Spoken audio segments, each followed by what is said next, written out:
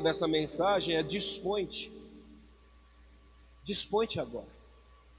E se você já esteve numa situação como essa, como é que você se sentiu? Olha lá, no livro de Isaías, capítulo 6, versículo 8, Deus busca alguém para fazer uma obra em seu favor. O Senhor pergunta: a quem enviarei? A quem há de ir por nós? Grande é a obra, os campos já estão cheios, mas e os ceifeiros, cadê? Onde estão os ceifeiros? Pastor, então você está dizendo que Deus precisa da minha ajuda? Não, não é isso. Se você não quiser, Deus não vai te obrigar, Ele vai levantar outro com certeza. Mas quando nós entendemos, irmãos queridos, o sacrifício que Cristo fez na cruz do Calvário por nós, essa obra não é árdua. Quando nós entendemos o grande amor de Deus pela minha e pela sua vida, nós fazemos isso com grande prazer.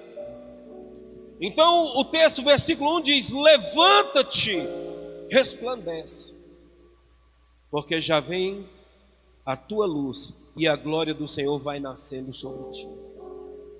Precisamos nos dispor para esta obra. E Deus confia naqueles que hão de trabalhar em seu favor. Deus deixou para mim e para você, meu irmão, minha irmã, o ID. A mensagem universal para mim e para você, de pregar o Evangelho, anunciar o Evangelho, as boas novas, a todos quantos têm sede da palavra do Senhor, indiscriminadamente. Precisamos falar do amor de Cristo. Quem é que Deus vai enviar? Quem vai ser o mensageiro do Senhor? Onde estão aqueles que amam a palavra? Onde estão aqueles que querem retribuir este grande amor de Cristo lá na cruz? Também falando deste grande amor, meditando nessa palavra, ensinando essa palavra, pregando essa palavra a tempo e a fora de tempo. Nós vamos falar aqui nessa meditação a respeito daqueles que se dispõem. Porque o que nós encontramos hoje em meio ao mundo é caos. O que nós temos hoje na humanidade é falta de esperança. Se nós olharmos para as pessoas, nós vamos enxergar nelas maldade. É o que vem dizendo o texto, versículo 2 do capítulo 60. Porque eis que as trevas cobriram a terra e a escuridão os povos. O profeta Isaías foi levantado por Deus naquela época para chamar o povo a este arrependimento, como outros conterrâneos também, falando a respeito da mesma coisa, que o povo deveria se voltar para Deus, e o povo dizia a plenos pulmões que não queriam. Os profetas diziam: já estou enxergando o povo opressor, eles já estão cercando a cidade, ainda dá tempo, arrepende-se. E o povo dizia: não queremos, vamos andar do jeito que nós mesmos imaginamos. Então veja, o castigo que Deus trouxe ao seu povo, nós bem sabemos que não foi para destruição, não era para que aquele povo fosse destruído da face da terra, muito pelo contrário, era para trazer correção, era para trazer aquele povo a um novo patamar de adoração. Nós precisamos sair deste patamar de adoração que temos vivido. Nós precisamos subir mais um degrau, não podemos estacionar espiritualmente. As pessoas talvez possam pensar que quando nós chegamos a um determinado cargo, seja lá no campo ministerial ou não, nós devemos parar. Muito pelo contrário, nós devemos prosseguir para o alvo, e o nosso alvo é Cristo. Nós só vamos parar, meu irmão, minha irmã, o dia que a trombeta tocar no céu e nós nos encontrarmos nos ares com o Senhor. E ainda assim vamos passar a eternidade adorando ao Rei dos Reis, Senhor dos Senhores. Precisamos sair desse patamar. Como assim, pastor? Vamos inventar coisas? Não, pelo contrário. Alguns talvez pensam que nós devemos inventar coisas, né? Algumas igrejas por aí fazem festas gospel, estratégia para conquistar jovens, se mesclando com o mundo, misturando as coisas santas com as coisas profanas, e com Deus não é assim. Deus é santo e nós precisamos adorá-lo na beleza da sua santidade. Deus não precisa de estratégia nenhuma, meu irmão. Deus não precisa que a humanidade fique inventando coisas para chamar a atenção para a igreja, para o sacrifício de Cristo. Não, a estratégia de Deus já foi montada lá na eternidade, quando a Trindade reunida, o Pai, o Filho e o Espírito Santo, disseram: nós vamos fazer o homem conforme a nossa imagem e semelhança, e vamos amá-lo de uma forma tal, sabendo que um dia vão cair, mas o Senhor vai pagar um preço único, de uma vez por toda, para que nós tenhamos sempre comunhão com a nossa criação. O Senhor já fez isso por mim e por você, não precisa estratégia. A estratégia que Deus me deu, a estratégia que Deus deu para a igreja, eu faço questão de repetir aqui nesta noite. Jesus diz: ide por todo mundo, pregai o evangelho, fazeis discípulos em meu nome, batizando-os em nome do Pai, do Filho e do Espírito Santo. Essa é a estratégia. Anunciar as boas novas, pregar a palavra do Senhor. Quem é o mensageiro? Quem vai querer fazer esta obra? Escute, mais tarde, quando o próprio Jesus viu uma multidão de pessoas abandonadas, Jesus ensinava dia após dia, as multidões seguiam-no. Em dado momento ele se afasta da multidão, olha para aquelas pessoas e vê como um rebanho sem pastor. As pessoas estavam como que perdidas, desorientadas. Enquanto estavam ali com Jesus, paravam para ouvi-lo. Mas quando Jesus se afasta, as pessoas começam a ficar desnorteadas, sem saber o que fazer. E Jesus, falando ali com os seus discípulos, ele disse: grande é a seara e poucos são os ceifeiros. Grande é a obra e poucos são os trabalhadores. Olhe para o mundo à nossa volta, irmãos e irmãs. Olhe para dentro da igreja, quantas pessoas que já não vêm mais. Quantas pessoas desistiram no meio do caminho. E quando Jesus fala desta grande obra, eu tenho certeza absoluta que na sua onisciência ele já nos enxergava aqui. Enxergava a mim e a você, fazendo a obra com amor, com carinho, com vontade. Por causa de uma obra como essa, que nós acabamos de ouvir um testemunho aqui, de uma pessoa que foi alcançada pelo Evangelho, um casal que se dispôs a fazer essa obra, sem olhar a situação religiosa, por assim dizer, irmão, se me permite, não é verdade? Tem muita gente que faz discriminação. Eu só quero pregar na igreja. Eu só quero pregar na igreja que tem muita gente. Eu só quero ir no culto de domingo. Só vou pregar no culto de domingo, porque na quarta não vai ninguém, na sexta muito menos. Mas se fazer uma visita a um enfermo, aos hospitais, aos presídios, ninguém quer. Poucos querem. Então veja, o Senhor Jesus já se lamentava a respeito disso. A falta dos ceifeiros, a falta dos trabalhadores. E aí nós temos duas coisas importantes aqui, irmãos. Por que que nós devemos nos dispor? Há pelo menos duas razões aqui no texto que lemos. Por que que eu e você precisamos nos colocar de pé? Por que que eu e você precisamos nos preparar para esta obra? Em primeiro lugar, veja lá, porque a terra está em trevas. Parte A do versículo 2.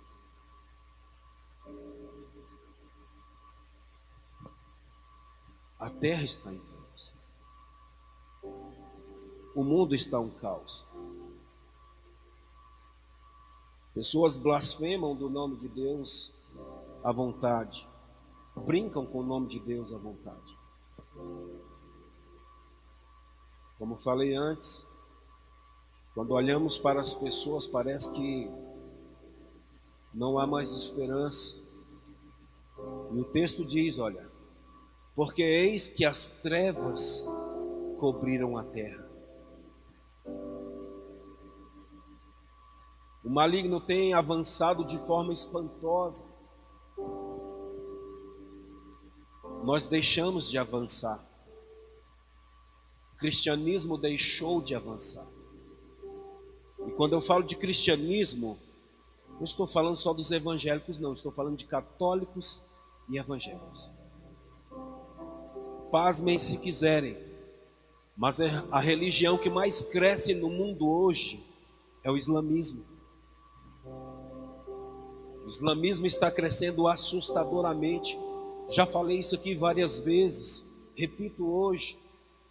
Aqui no Brasil, algumas igrejas evangélicas já fecharam suas portas e estão colocando placas de mesquitas.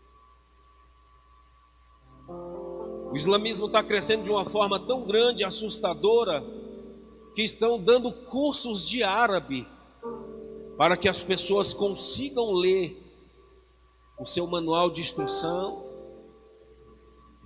na língua original.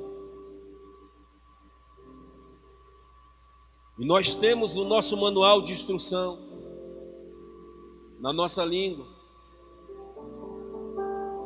Foi feito um desafio aqui no domingo pelo pastor.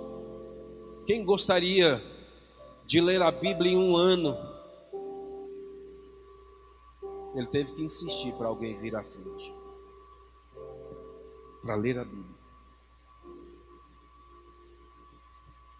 Mas para ficar horas na frente da televisão, horas na frente de um celular,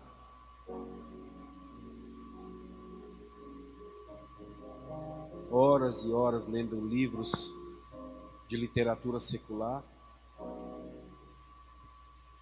Eu estava vendo uma moça lendo um livro do Harry Potter dentro do ônibus. Essa grossura ali, uma coisa assim, eu falei, Jesus. E ela lendo aquilo, comendo, devorando. A expressão dela quando lia era algo assim incrível.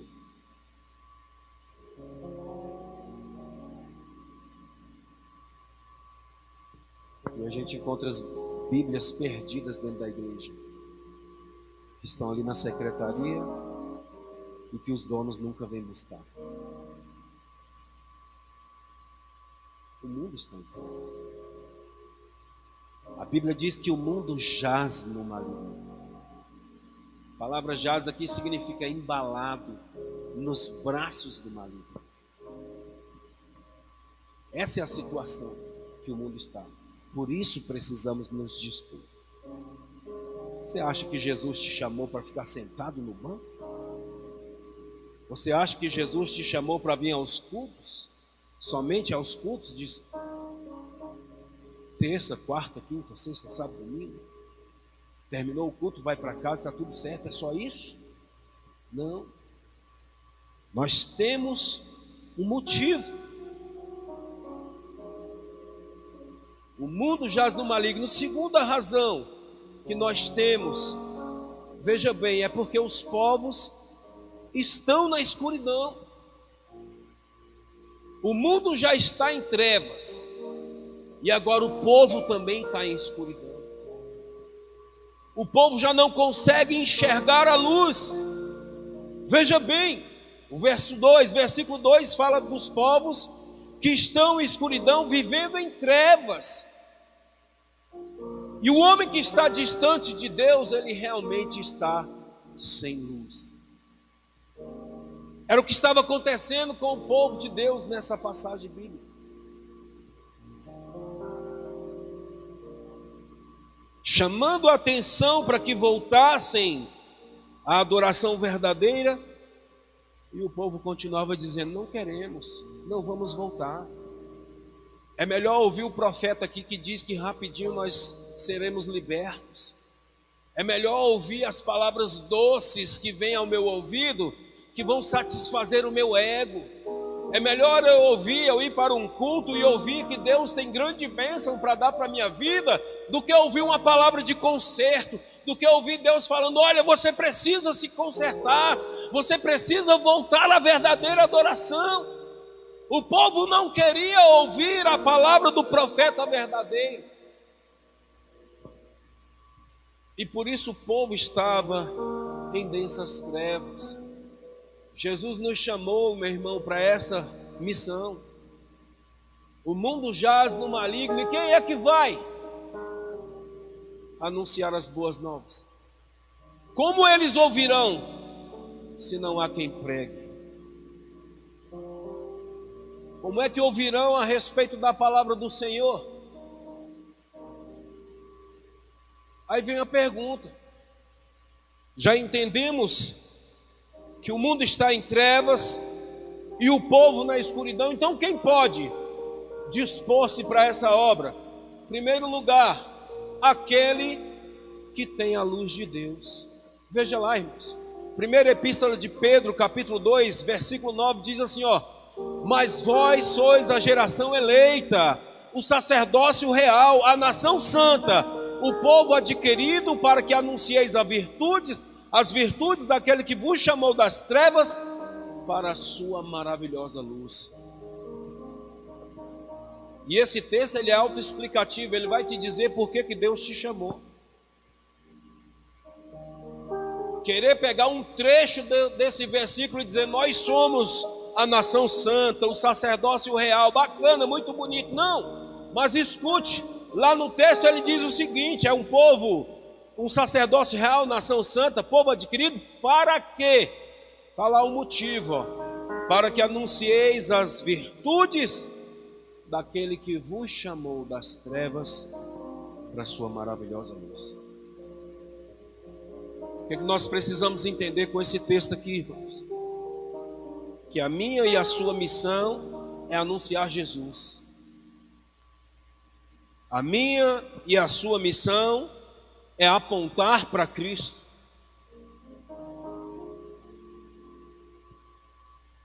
Não podemos ser ladrões da glória de Deus. A missão é dizer que Jesus veio em carne. A missão é dizer que Ele pagou o preço por mim e por você lá na cruz do Calvário. É dizer que Ele hoje não está mais naquela cruz, muito pelo contrário. O meu e o seu Senhor, Ele ressuscitou e está à direita de Deus intercedendo por nós. É dizer que Jesus Cristo é o caminho, é dizer que Ele é a verdade, Ele é a vida, que ninguém vai ao Pai se não for através da cruz de Cristo, do sacrifício que Ele fez. É dizer que Jesus cura, que Ele sara, que Ele salva, Ele batiza com o Espírito Santo e com fogo, e tem moradas preparadas para nós lá nas mansões celestiais. Essa é a nossa missão. Eu não consigo entender por que as pessoas desvirtuam tanto a palavra. É tanta coisa que tentam enxertar na Bíblia. Mudam até o discurso. Outros já até deixaram a Bíblia de lado. Já não usam mais a palavra do Senhor. Vêm com filosofias. Vêm com raciocínio humano. E esquecem de pregar a verdadeira e genuína palavra do Senhor. Melhor palavra do pregador é a cruz de Cristo. E a cruz confronta o pecado. A cruz, ela sempre vai confrontar o pecado. Jesus nos chamou para a sua maravilhosa luz. Que luz é essa, irmãos? Qual é essa luz que Ele nos tirou das trevas? Essa luz é o amor de Deus.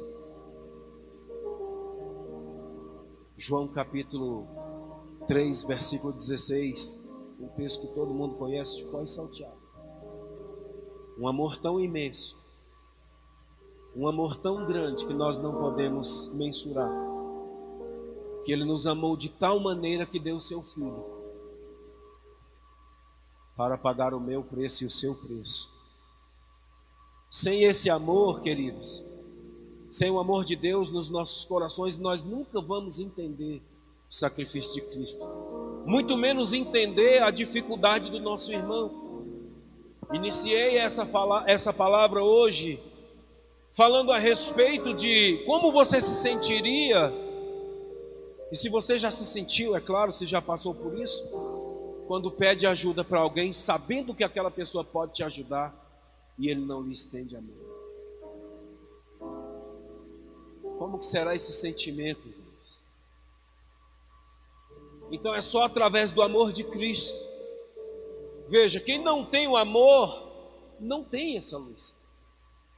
Está enganando a si mesmo. Olha lá, primeira epístola de João, capítulo 2, versículos 9 e 10, diz assim, ó: quem diz que vive na luz e odeia seu irmão, está na escuridão até agora. Está se enganando. Quem ama o seu irmão vive na luz, e não há nessa pessoa nada que leve alguém a pecar. Esse amor, ele é incondicional. Não é um amor que exige algo em troca. Não é um amor daquele que fala, eu vou fazer isso por você agora, mas tudo bem. Tem até um ditado por aí que diz assim, quem tem com quem me pagar não me deve nada, né? Sabendo que vai cobrar lá na frente. O amor de Deus, ele é incondicional, irmãos. Deus já sabia que nós iríamos pecar contra Ele, e ainda assim nos amou primeiro. Deus já sabia da condição humana. Deus já sabia que em dado momento o homem ia fracassar, mas ainda assim Deus amou primeiro. Eu gosto da cena da crucificação de Cristo, eu gosto de meditar muito nessa passagem, e fico ali tentando colocar a minha mente naquele lugar como se eu estivesse lá, e observando aquelas pessoas, apontando o dedo para Cristo, talvez, balançando a cabeça, e dizendo para Ele, desce da cruz se tu és mesmo o Cristo, Filho de Deus, e aí nós creremos em Ti. Todo o tempo tentando, o inimigo tentando fazer com que Jesus desistisse da sua missão, mas o amor que estava no coração de Cristo era imbatível. O amor de Cristo é insuperável. E Ele não desistiu de mim e de você. Em momento algum, Jesus esboçou nenhuma reação que pudesse fazer o povo pensar que Ele iria descer da cruz, que Ele iria desistir. Então, por isso, irmãos, nós também não podemos desistir. Ainda que a dificuldade seja grande, ainda que a tormenta do mar seja alta, nós precisamos continuar olhando para o alvo, continuar confiando no nosso Senhor, porque se vivemos na luz, se estamos na luz, o Senhor Jesus é quem vai garantir a minha e a tua vitória. Quem pode dispor-se? É aquele que tem a luz de Deus. Isaías diz assim: as trevas cobriram a terra. Ora, se o mundo está em trevas, somente aqueles que são luz poderão fazer a diferença, pois onde a luz chega, as trevas se dissipam. Se você já veio para a maravilhosa luz de Deus, então você pode se dispor a buscar ainda muito mais. Domingo pela manhã eu estava ministrando aqui na escola bíblica e falei a respeito dos dois tipos de crente, o surfista e o mergulhador. Nós podemos mergulhar ainda mais. Nós podemos buscar ainda mais. Um desafio para você ler a Bíblia em um ano não tinha nem que ser desafio. É fazer uma leitura por prazer. Quem é o Deus que você serve? Qual é o Deus que você professa? Você conhece Ele? Você sabe quem é o Deus a quem você serve? O único jeito que nós temos de descobrir é nos aproximando dessa luz. É lendo a palavra, orando no Espírito, para que o Senhor se revele a nós, como se revelava aos seus profetas, como tem se revelado ainda hoje, através da sua palavra, dos seus profetas. Podemos ir muito mais além. Quem pode dispor-se? Aquele que viu a glória de Deus. Interessante isso, pessoal. Muitas das vezes é por isso que eu te perguntei quem é o Deus que você serve e se você conhece o seu Deus. Conhece de fato o Deus que você serve? Porque nós temos aqui a história de um profeta que somente depois da morte do rei é que ele tem um verdadeiro encontro com o Rei dos Reis, Senhor dos Senhores. Uma vez ouvi de um ministro, ele se lamentando comigo, dizendo assim: poxa, pastor, eu não tenho testemunho nenhum para contar, eu não tenho nenhuma particularidade com Deus para contar. Eu falei: como assim, meu irmão? Obreiro que não tem uma particularidade com Deus, você ainda não conhece o seu Deus? Ah, mas eu queria ter um testemunho forte para contar. Eu falei: glória a Deus, que você ainda não precisou chegar a esse ponto. Busque ao Senhor, tenha reserva, porque se um dia o vento se levantar contra a sua vida, Deus está me mostrando que você vai cair. Infelizmente assim aconteceu. O primeiro vento que soprou na vida do obreiro, ele sucumbiu. Mas nós precisamos ter esse particular com Deus. Nós precisamos buscar essa intimidade com Deus. Quando falamos aqui de intimidade, é a aproximação literalmente. Não é como muitos fazem na sua religiosidade, de falar: Pai querido, Pai santo, altíssimo, excelso, neste momento entro lá dentro na tua presença, fica procurando palavras difíceis. E o Senhor fala bem assim: não rasguem as suas vestes, mas rasguem o vosso coração. Abba, Pai, Paizinho querido, deixa eu sentar no seu colo. Ele é o nosso auxílio, o nosso socorro bem presente na hora da angústia. Então Isaías teve essa oportunidade. A palavra no capítulo 6 do seu livro, ele diz que ele viu o Senhor assentado num alto e sublime trono. Ele teve a visão verdadeira de Deus como de fato é. E nós precisamos entender quem é o nosso Deus para nos dispor e falar como Isaías falou: eis-me aqui, envia-me a mim. Nos preparar para esta obra, queridos, não pode ser de qualquer jeito. Paulo ensinando a Timóteo, o jovem pastor, o jovem ali na obra, Paulo fala: cuidado,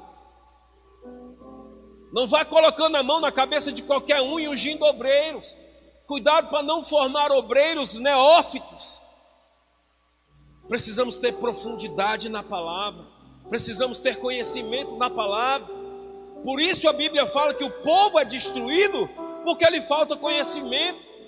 Reafirmo aqui, a Bíblia diz que o mundo jaz no maligno.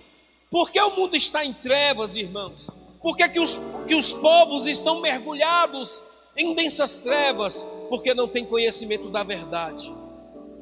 E muitas das vezes aqueles que precisam, aqueles que poderiam trazer luz para o mundo, estão deixando se contaminar por essas densas trevas. Ainda não tiveram uma experiência com Deus. Isaías viu a glória do Senhor. E depois de olhar para si mesmo, depois de fazer uma introspecção e entender que ele era totalmente dependente do Senhor, aí ele diz: envia-me a mim.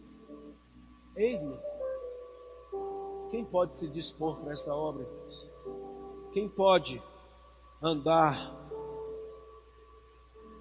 para pregar a palavra do Senhor, para difundir o Evangelho por aí? Mas que tem impedido muitos de fazer essa obra, que tem feito as pessoas pararem, retrocederem, e não são poucos que estão fazendo isso. Primeira coisa que eu encontro aqui, irmãos, é o comodismo. Não à toa eu falei que passam horas e horas na frente de uma televisão, na frente de um smartphone. Uma vez eu trouxe um estudo aqui na igreja falando sobre as mídias, sobre as redes sociais. E aí eu até brinquei na introdução, falei, vamos abrir os nossos smartphones no aplicativo da Bíblia Sagrada. O povo arregalou o olho para mim. Mas é o que está acontecendo, as pessoas não trazem mais Bíblia. Tudo bem que é uma ferramenta boa, está no smartphone, mas já aconteceu da pessoa abrir o smartphone e alguma coisa deu errado e perdeu, e agora? Até achar de novo e se apagar. Na Bíblia não. Comodismo tem tirado muitas pessoas do foco. Olha o que diz a Epístola aos Efésios, capítulo 5. Desperta, tu que dormes, levanta-te dentre os mortos, e Cristo te esclarecerá. Nós precisamos despertar, irmãos. Nós precisamos acordar. É o que eu falei aqui, nós precisamos avançar mais um degrau na nossa adoração, no nível da nossa comunhão com Deus. As igrejas começaram a trabalhar somente para dentro, festas para dentro, congressos para dentro, reuniões para dentro, e esqueceram que o ID é para fora, as missões é para fora. Os que estão carentes da palavra estão lá fora. Aqueles que precisam ouvir o Evangelho de Cristo estão lá fora. As almas sedentas estão lá fora. A igreja tem que ser out, é para fora. Foi para isso que Cristo nos chamou. Com a visão de Isaías, quando ele enxerga o verdadeiro Deus e agora ele tem convicção do seu chamado, ele não titubia nenhum momento em falar, eis-me aqui, estou pronto. Vamos para a obra. Precisamos despertar. A comodidade tem tirado muitos da casa do Senhor e da obra. Não, pastor, eu vou assistir o culto daqui de casa mesmo. Eu vou assistir pregação aqui na internet, no YouTube, que eu ouço muito. Pastor, tu já ouviu o fulano de tal pregando? Aonde? No YouTube. Quero não. Não quero desmerecer nenhum ministro da palavra, não quero desmerecer nenhum cantor, muito pelo contrário. Mas nós somos ministros da palavra de Deus. Você é o ministro da palavra de Deus. E o maior pregador da palavra do Senhor, ele está aqui, é o Espírito Santo, que confirma esta palavra no meu e no seu coração. O maior pregador, o maior mestre da palavra, ele está aqui o tempo todo nos ensinando o caminho que devemos andar. Não que você não deva participar de um congresso, muito pelo contrário. A Bíblia é muito clara quando diz, alegrei-me quando me disseram, vamos à casa do Senhor. Precisamos congregar, sim, óbvio. Mas deixar de ir atrás de pessoas. Pregador fulano de tal está na igreja A, todo mundo corre para lá. Pregador fulano de tal foi para a igreja B, aí todo mundo corre atrás. Está indo atrás de quem? De Deus ou do pregador? Vamos no evento, aí chega lá e ainda te cobram para entrar. Num culto de domingo, que deveria ser um culto público, cobrando taxa de entrada para assistir o culto, porque o cantorzão está lá na igreja. Aonde tem evangelho nisso, irmãos? me perdoe, não enxergo Cristo fazendo isso. Não consigo. Talvez seja outro, que ainda não aprendi. Outra coisa que tira a disposição de fazer a obra do Senhor é a falta de compromisso. Lucas capítulo 9, verso 62 diz assim, olha: e Jesus disse: ninguém que lança a mão do arado e olha para trás é apto do reino de Deus. Precisamos desse compromisso com a palavra do Senhor. E vou mais além, irmãos. O nosso compromisso, eu vou voltar lá onde eu disse que a luz que nos traz das trevas, o motivo da luz é o amor. O nosso compromisso é por causa do amor. Amamos a mensagem da cruz. Amamos o sacrifício que Deus fez por nós. E por isso, meu irmão, minha irmã, o meu compromisso é com Ele. Meu compromisso é com o Senhor. E eu não vou medir esforços. A gente não pode levantar obstáculos e empecilhos para esta obra. As pessoas arrumam desculpa para tudo, para não fazer a obra do Senhor. E aí o Senhor fala: aquele que põe a mão no arado e está olhando para as coisas que talvez seriam mais interessantes. Não, eu quero ir para a obra, mas rapaz, tem aquela festinha, tem aquela... não é digno.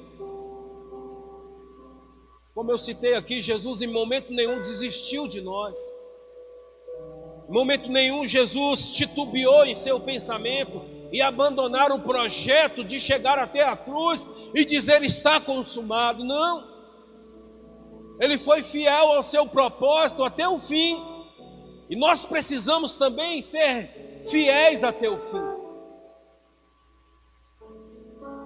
A falta de compromisso com a visão de Deus para as nossas vidas nos impede de termos uma vida próspera e abençoada.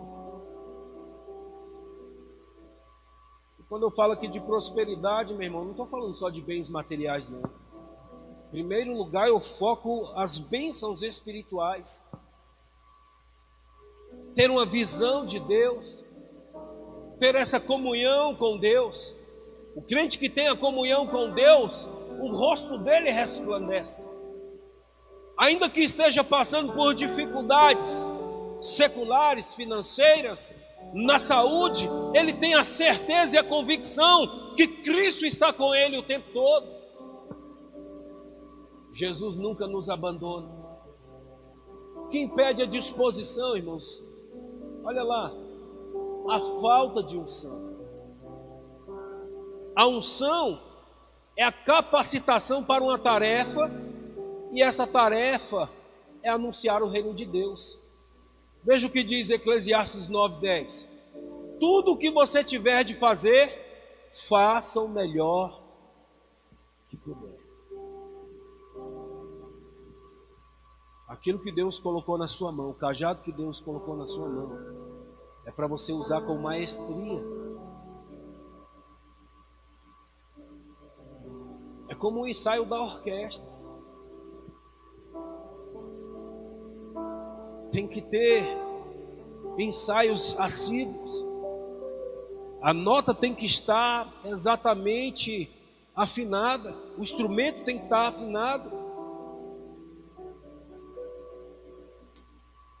Qualquer coisa que nós formos fazer na casa do Senhor tem que ser com excelência. Até mesmo quem está na porta para receber o visitante, para receber o membro da igreja, é com um sorriso, é com um abraço apertado. Muitas das vezes esse abraço, ele fala mais do que a pregação no púlpito, porque de repente era um abraço que a pessoa estava precisando. É um abraço que cura, é um abraço que tira o peso, que lava a alma, porque lá naquela porta, naquele abraço, o Espírito Santo já está trabalhando. É fazer com excelência. Ah, pastor, eu sou intercessor. Você é um intercessor com excelência?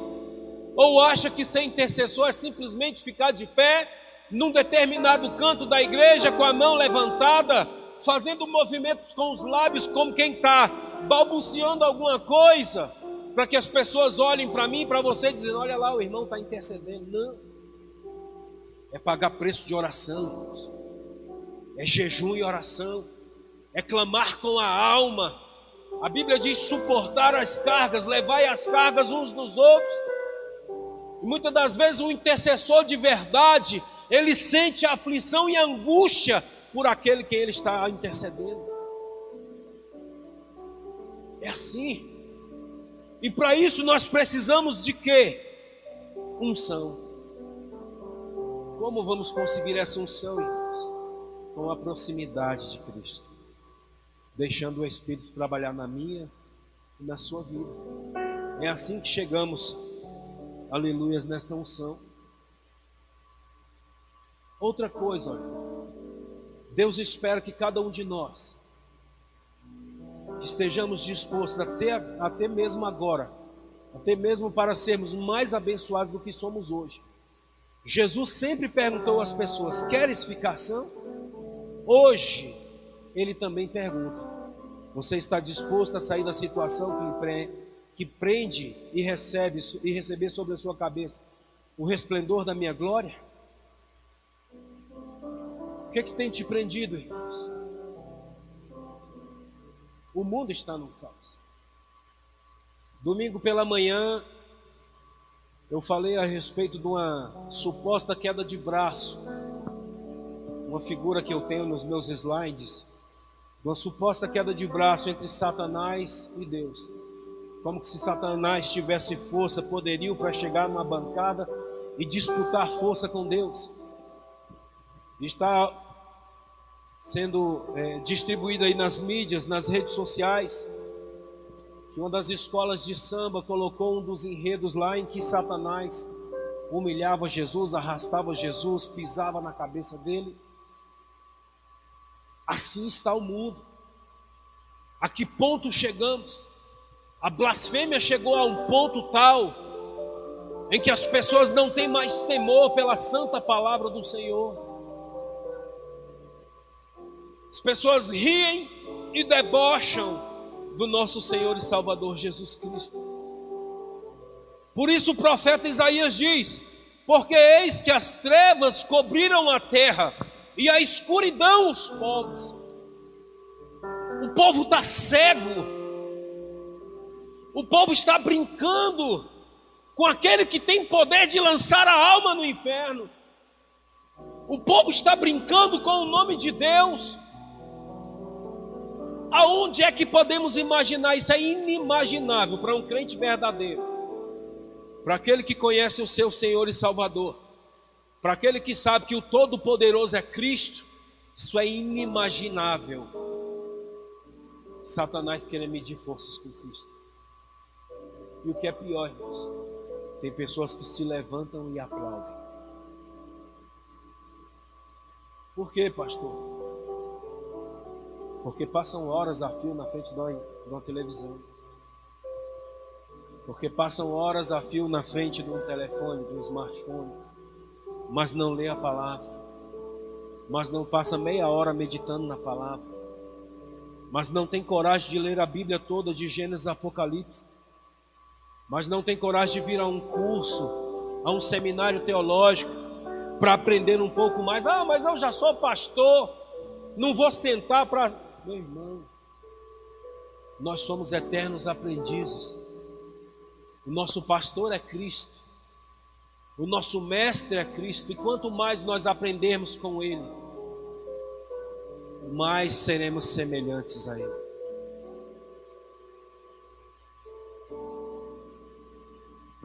Tem uma frase que diz: eu prefiro ser uma criança sentado aos pés de Cristo aprendendo, do que ser um sacerdote cego e sem visão. Tem muitos sacerdotes assim, que já tem curso teológico, já tem anel no dedo, diploma de pastor, anda com a Bíblia debaixo do braço, mas já perderam a visão. Já não são mais pastores de ovelha. As ovelhas já estão pulando o cercado e indo embora para o mundo. As pessoas se levantam para aplaudir uma cena como essa, em que o nosso Redentor, o nosso não, com certeza não. Uma encenação ali, né, de pessoas infames, profanas, sem respeito, e a palavra fala a respeito dessas pessoas, amantes de si mesmo, que não honram pai nem mãe, não é isso que diz a Bíblia? Que não tem temor pelas coisas sagradas, e que ficam zombando do nosso Deus. Quem é que há de ir por nós, diz o Senhor? A quem enviaremos? E muitos ainda estão de braços cruzados. Muitos já não têm mais disposição para fazer essa obra. Uma chuva atrapalha, a distância atrapalha. Ah, porque é o pastor fulano de tal que vai hoje, não vou. Ah, porque o irmão falou aquilo para mim aquele dia, também não vou. Mas se esqueceu que Jesus não desistiu de nós lá na cruz do Calvário. Você quer subir um degrau e um patamar de adoração? Você quer sair dessa sua comodidade, nesse degrau que está estacionado? É você que vai levantar e dar esse passo. Levanta-te, dispõe-te para essa obra. O Senhor conta com você para esta obra. E aí veja, Ele te pergunta: você está disposto a sair da situação que lhe prende e receber sobre sua cabeça o resplendor da minha glória? Então, dispõe-te agora. É hora de clamarmos. É hora de bradarmos, encher os pulmões e gritar que o Senhor Jesus é o caminho, Ele é a verdade, Ele é a vida. Amém, meus irmãos?